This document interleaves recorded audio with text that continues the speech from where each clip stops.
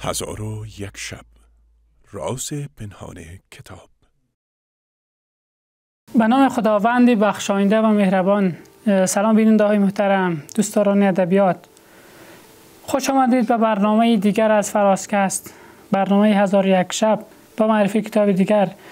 ما در این برنامه معرفی یکی از مهمترین داستان‌های ادبیات فارسی را داریم. یکی از داستانی که با الهام از او کتاب‌های مختلف، رمان‌های مختلف نوشته شده است. این یک داستان نهایت مهم و برجسته.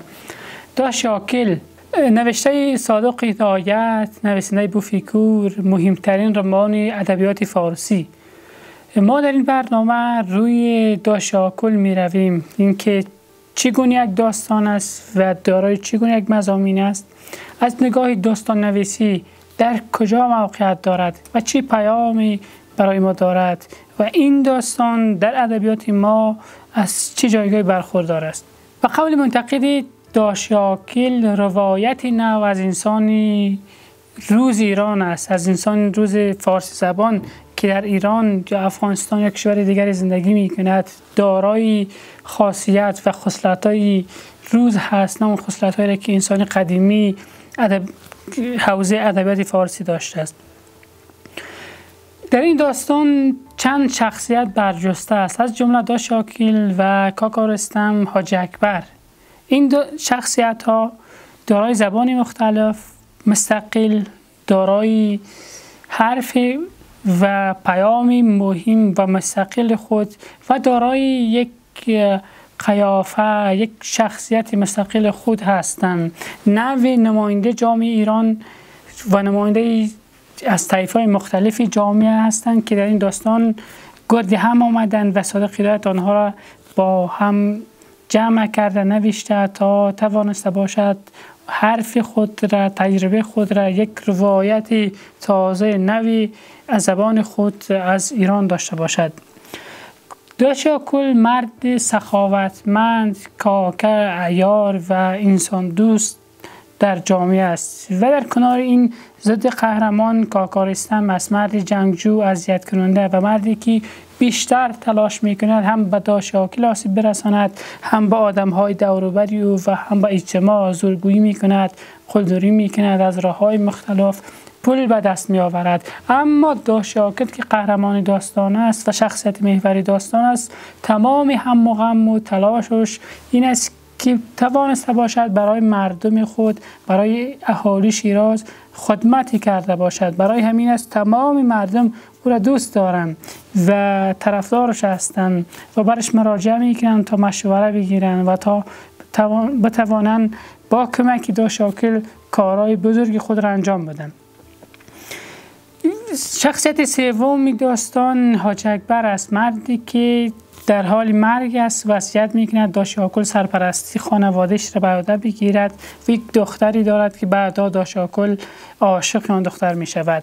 این سه شخصیت دارای سه زبان، دارای خصلت‌های مختلف اما مستقل خود هستند.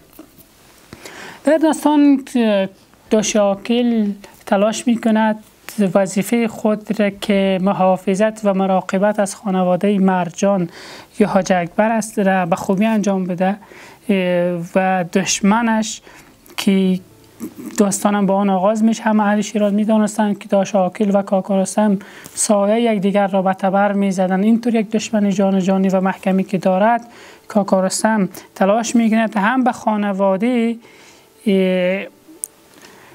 حاجی اکبر آسیب برساند، مرد که داش عاقل باید مواظبی و مراقب آنها باشد و هم به خود داش عاقل و هم با شخصیت‌های دیگری که در کنار این مرد زندگی میکنند. اما داش عاقل همیشه تلاش میکند چنین یک اتفاق منفی رخ نده. برای همین در میان از راه وقتی که میبیند مرجان را، دختری که حاجی اکبر عاشق این دختر میشه، بر این دختر دل میده، ولی هیچگاه تلاش نمیکند با این دختر وصل شود و حتی خواستگار نمیفرستد. تنها اکتفا میکند به انجام وظیفه خود با نوی بسیار خوب که امون وظیفهش مراقبت از خانواده حاجی اکبر است، مراقبت از مرجان است، مراقبت از مادرش است و کسای دیگری که در حیطه خانواده آنها زندگی میکند. این داستانی مهم که روایت انسانی روز ایرانی است چند ویژگی خاصی دارد. از جمله یک ویژگیش پرداختن به مسائل روز هست، پرداختن به آن اتفاقایی که در روز اتفاق میفته، مردم گویان هستند، با وجودی که متن از عناصر دیگری داستانی برخوردار هست که توانست از نگاه فرم و داستان نویسی به داستان قوت ببخشد. یک مسئله عشق و وظیفه است. در این داستان برخلاف داستان‌های دیگری ادبیات فارسی، وظیفه و حس وظیفه شناسی نسبت به عشق غالب می شود. داشاکل که در نیمه راه عاشق مرجان می شود، ولی هیچگاه تلاش نمی کند با مرجان وصل شود، برای اینکه می پندارد وظیفه دارد مراقبت از آنها بکند. اگر مراقبت درست نکند و برود سراغ عشق یا سراغ خواستگاری، نوی سستی کرده در انجام وظیفه خود. این یک جرم بزرگ و این یک گناه بزرگ است. ببینید برخلاف داستان‌های دیگری ادبیات فارسی که در آنجا عشق همیشه در تقابل با هر موضوع زندگی پیروز است. مثلا داستان‌های ما در شاهنامه داریم، داستان رستم، سهراب و داستان‌های دیگر، داستانی که در مثنوی داریم، داستان‌هایی که جمال زاده نوشتند یا سیمین دانشور و بزرگترین نویسندگان ادبیات فارسی. در آن داستان‌ها هرگاه عشق و هر موضوعی که در افتاده ما در تقابل هم قرار گرفتنش پیروز بوده. برخلاف این داستان‌ها و این همه کتاب‌ها در داشیاکل عشق قربانی است. عشق نسبت به عشق وظیفه ترجیح داده میشه. این نوی روایت نو هست و نوی انعکاس انسان نو هست و پرداختن به مشرب و خاصیت انسان روز هست و نوی وظیفه شناسی، مسئولیت شناسی است. ویژگی دوم این کتاب روایت است برعکس روایت دیگر داستان‌های ادبیات فارسی. در داستان‌های دیگر ادبیات فارسی بحث وقتی از قهرمان میشه، از کاکا میشه، از عیار میشه، از یک مرد سخاوتمند میشه، در پایانی داستان همین سخاوتمند کاکا پیروز است. اما در داشیاکل خود داشیاکل که مرد سخاوتمند کاکا و عیار است در آخر شکست میخورد. صادق هدایت به نوی میگوید یک انسانی که سخاوتمند است و سایست تا برای دیگران و مردم خود خدمت بکند، میتواند در پایان زندگی تلخی داشته باشد، توسطی اون رقیب و دشمن خود از بین برود. این یک ابتکار است در ادبیات فارسی و در ادبیات داستانی ما و یک نگاه نو به زندگی، به انسان نو است. یک کلیشه شکنی است، یک سنت شکنی است. سنت ادبیات داستانی بر این بوده همیشه کاکا و عیار پیروز بوده، ولی اینجا اون کسی که کاکا و عیار است مغلوب قرار میگیرد. میتوان گفت یک ابتکار نوی در ادبیات فارسی در داشیاکل به وجود آمده. و برتری دیگر این داستان داشتن عناصر مهم است. تمام عناصر داستانی مدرن را ما در داشیاکل میبینیم، هم زاویه دید خوب و هم نوی گرفتن دوربین و هم تگوی درونی، پرداختن به موضوعات روز و آنچه که انسان در آن در تقابل است و حتی پرداختن به طبیعت. این مسائل روز هست که در داشیاکل بیشتر دیده می شود و از هر نگاه یک داستانی تکامل یافته است و یک داستانی پوره است و خوب است. برخلاف داستان‌های دیگری ما داریم اگر به یک بود پرداخته بود دیگری از او مانده.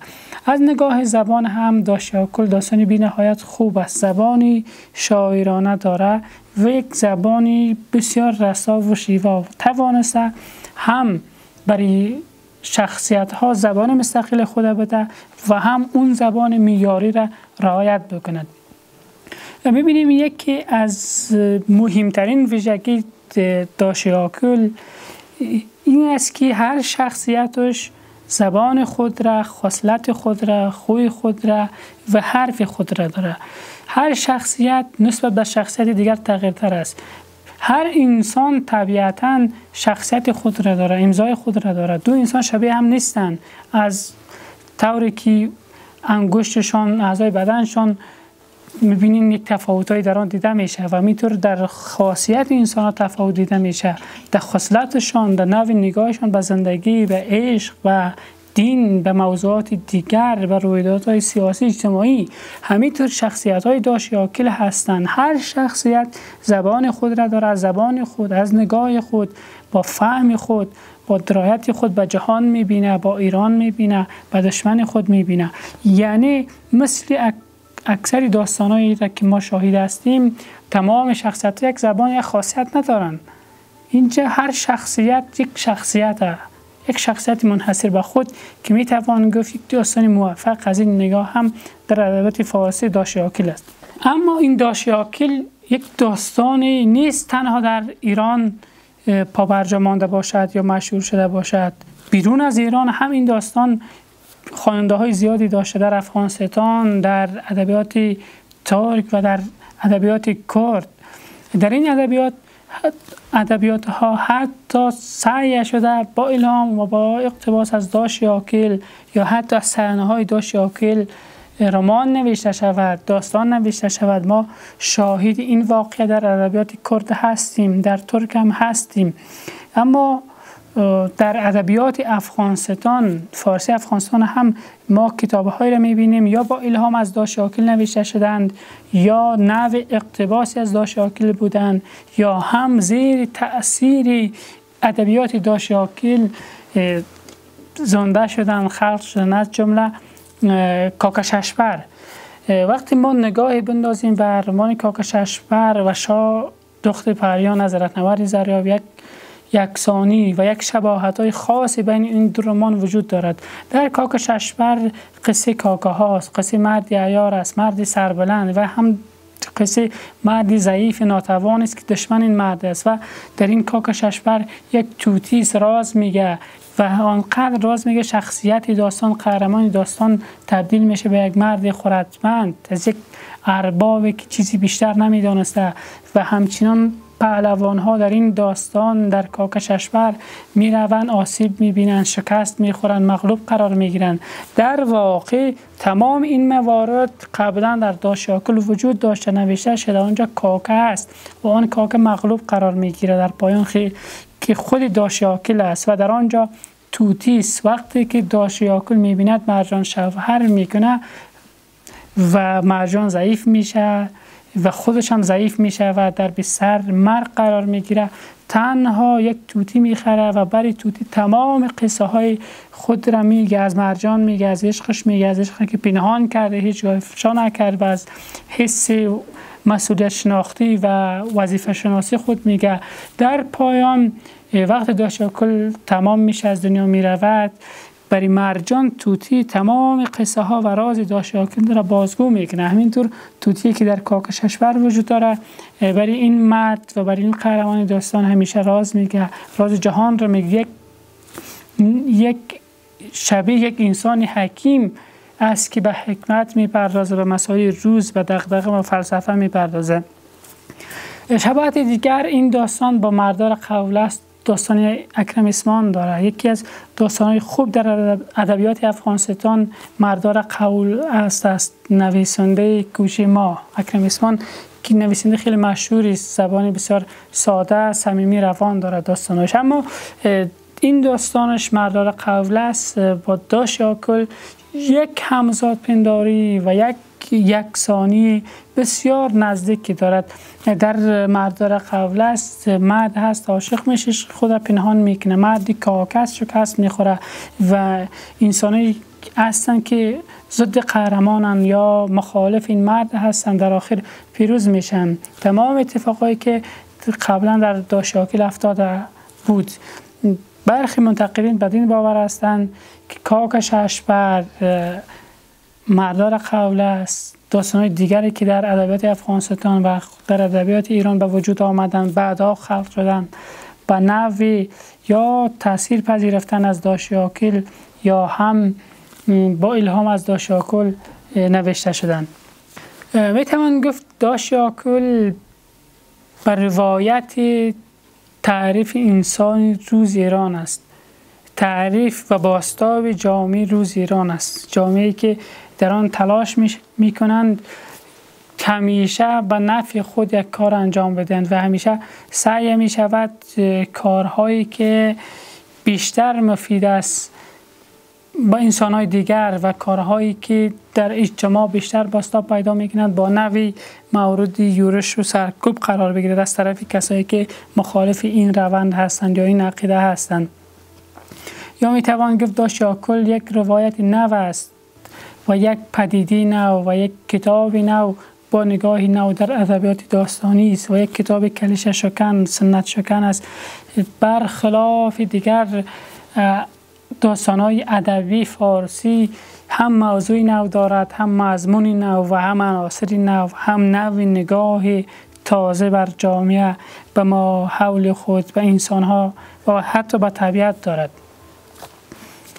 شما می توانید برای شناخت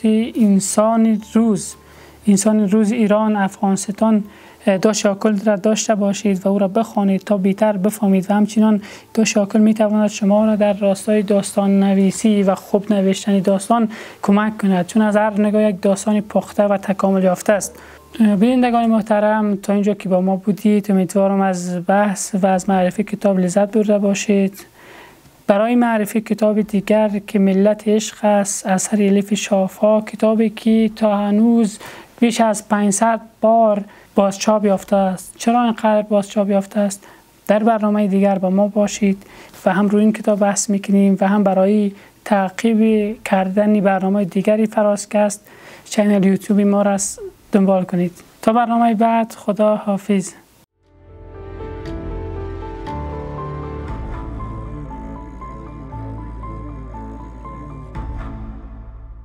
1001 شب. راز پنهان کتاب.